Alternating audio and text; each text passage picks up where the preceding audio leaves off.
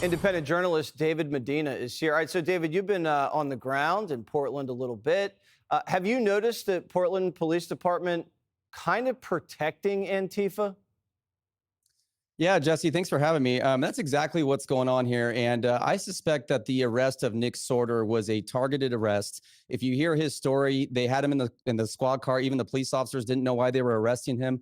This was a targeted arrest from what I believe, being on the ground here in Portland, from higher ups, that the same people that tie the Portland police's hands, that refuse to let them do their job and help ICE and help the federal agents.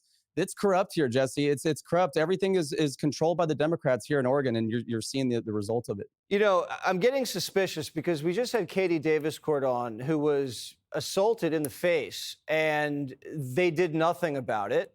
And then you have another journalist who's covering this mayhem. He's arrested. It seems like they're more mad at the media for showcasing the violence than the people causing the violence. Is that true? Yeah, that's absolutely correct. Katie Daviscourt's a good friend of mine, and I was there when she got assaulted right after it happened, and I went up to her, and Portland police, they refused to arrest the person that assaulted her, the Antifa thug that assaulted her. These people are violent, and they don't care about human life. They don't care about humanity. These are the same people that were celebrating the death of Charlie Kirk, Jesse. And also, you talk about Chief Bob Day. This guy runs a consulting firm. He's out there being a mouthpiece for these Democrat failed far left leaders here in Oregon. He's out there on CNN. It is crazy here. And then you have Nick Sorter getting arrested. This is sending a message to people like us who want to cover the story. As you saw, LA Times try to approach me and make me the story the other night. All of the legacy media and these fake news reporters, they're trying to set us all up so that to get rid of us, send us a message so that they can write the narrative here in Portland. So Katie mentioned that it's almost like CHOP or Chaz, that they've kind of allowed a couple blocks to be completely taken over by Antifa, and they just use kid gloves with them. Has that been your experience? Yes. So I have a lot of, Jesse, I have a lot of Portland police officers who follow me, a lot of Portland police officers who are patriots, who love what we do, who love what you do.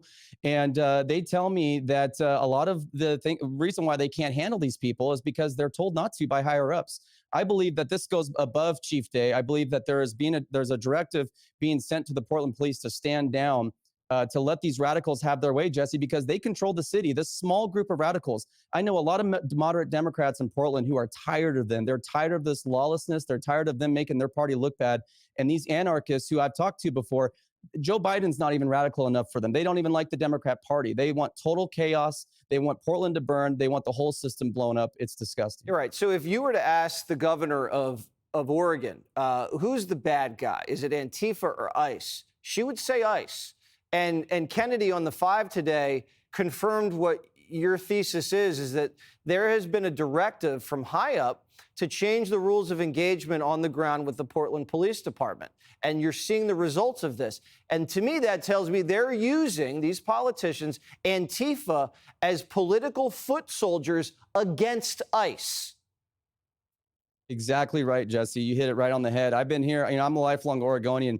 Portland's my city. I went to college here. I've seen this whole thing. I've sat in the city council meetings. I've seen Chief Day. I've seen these city councilors. I mean, Angelina Murillo, city councilor for Portland, is basically Antifa. She is a communist. She enables this stuff. She just made a video the other day instructing Antifa on how to dodge getting arrested, how to dodge facial recognition. Crazy. It is corrupt here. But, I'm grateful for people like you, and I'm grateful for people like Benny Johnson and my friend Katie Daviscourt and Nick Sorter, who are fighting back against this evil. We're not going to stop out here. And there's a lot of God-fearing patriots out here in Oregon. Well, we're grateful for you, Medina. Keep up the great work and stay safe. I know it's a gnarly scene out there, but you're one of the only ones covering it and bringing it nationally, because without you guys, we'd have no clue. Have a great night. Thank you, Jesse.